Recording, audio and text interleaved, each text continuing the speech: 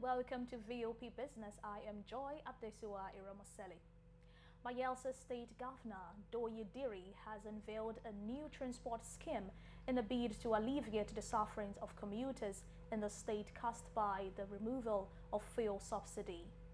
Governor Diri, who inaugurated 100 cabs and 6 luxury buses at the DSP Alemesiaga Banquet Hall premises, said the initiative was his administration's palliative to boost the transport sector. The governor acknowledged the hardship on Bayelsans due to the removal of subsidy on petrol. He called on youths of the state to take full advantage of the initiative to empower themselves, just as he projected that over 100 youths will be engaged as drivers in the intrastate and intra-city transport scheme. While handing over the key of the vehicle to the General Manager Bayelsa State Transport Company (BSTC), Chief Timi Fanoma, the governor said the new arrangement would be different from previous government transport initiatives in the state. He urged the management to make good use of the vehicles to enhance the transport system. Nigeria Data Protection Commission (NDPC) has said the 1 million target of new digital jobs by President Bola Tinubu would be achieved and even surpassed, as the commission alone will create some 500,000 new jobs soon.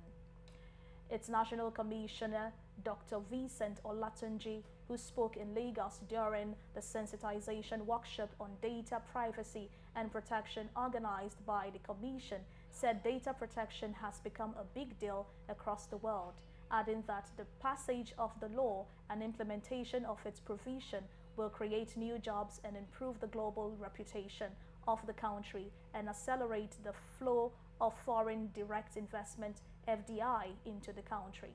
According to him, there will be data controllers, data processors, data protection officers, and data compliance officers to manage the data of over 200 million Nigerians, adding that these are new digital jobs. Dr. Olatunji stated that the data protection ecosystem is a massive job-creating avenue because it is an emerging industry. He said currently there are jobs gap of about 480,000 DPOs and DPCOs, that the number of certified DPCOs in the country is less than 10,000. It said the Commission will work with the National Assembly to ensure that certifications will be carried out within the country, because currently certification is done offshore while payment is made in United States dollars, which is not easy to source right now. The Ministry of Aviation and Aerospace plans to begin direct flights from Nigeria to Houston, Texas, United States. The federal government made this known in Abuja during a visit by a delegation from the U.S. led by the mayor of Houston, Texas, Mr. Sylvester Turner. The federal government, assuring the delegation, said it would work on their request to direct flights. It also stated that it would consider their request to having a consulate office in Houston City to deepen the bilateral relations with the American government. The Permanent Secretary, Ministry of Aviation and Aerospace, Dr. Emmanuel Maribol, said he was glad that administration is well disposed to investment, tourism, and building on bilateral relationship. In a statement in Abuja by the head of Press and Public Affairs of the Ministry, Oduntayo Olusheye, the Permanent Secretary assured the delegation that modalities required for the bilateral air service agreement between the two nations on the direct flight would begin as soon as new ministers were appointed. Turner stated that the visit was to bind stronger ties between the U.S. and Africa.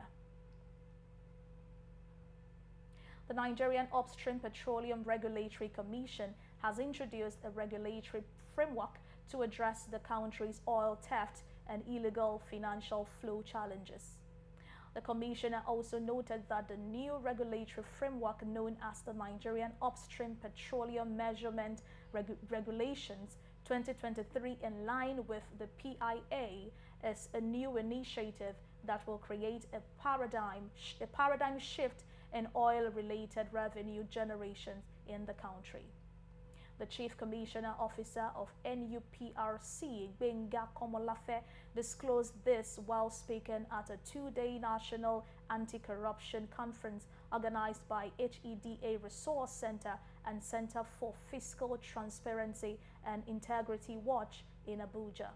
According to him, the policy would also address the issue of overloading and dispensing oil from the source, which invariably gives rise to making money from the illicit process.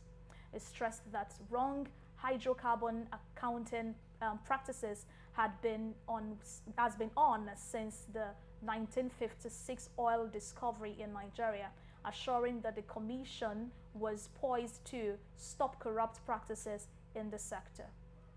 He noted that with the development, the era of Operation Harmonizing Crude Oil Figures with NUPRC staff was gone. The Central Bank of Nigeria, CBN, has reduced the number of Bureau de Change dealers to 200 and 991 from the over 5,689 previously approved. The Apex Bank published a list of approved Bureau de Change dealers, which revealed that the license of 2,698 Bureau de Change dealers have been revoked. Recall that a similar list was published by the Apex Bank last year, which approved 5,689 black market dealers. The number of operators has experienced substantial growth, increasing from 74 in 2005 to 5,689 in 2021. Former CBN Governor Godwin Emefiele later prohibited the sale of foreign exchange to Bureau de Change dealers due to concerns of round-tripping and involvement in illicit financial activities. Under Tinubu's administration, recommendations were made to implement key reforms such as increasing the capitalization requirements for Bureau de Change operators and allowing Nigerian banks to act as primary dealers in the forex market.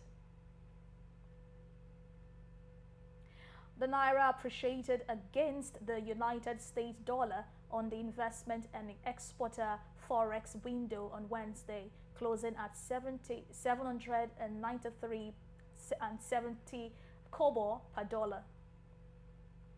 The local currency had earlier traded at 825 naira a week earlier on the investor and exporter window.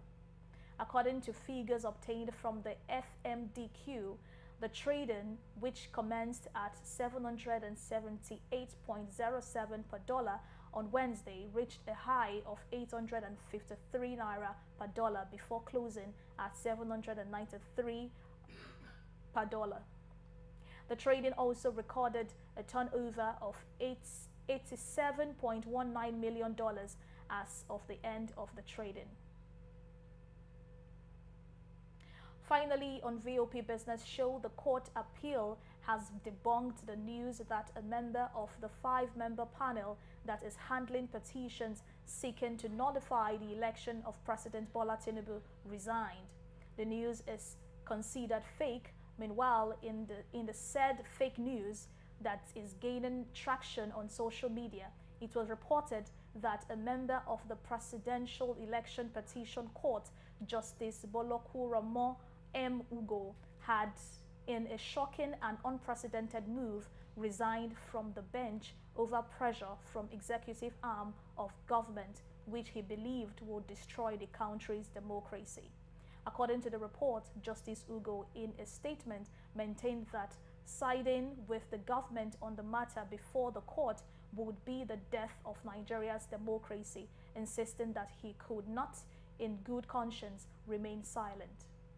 The report stated that Justice Ugo, in the said statement, disclosed that he was asked to cripple the independence of the judiciary by ruling in favor of President Tinubu.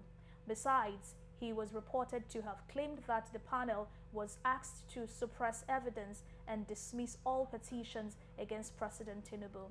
It will be recalled that the Chief Justice of Nigeria, Justice Kayode Ariwola, had recently debunked the news that he had a telephone conversation with President Tinubu with respect to petitions that are seeking to sack him from office.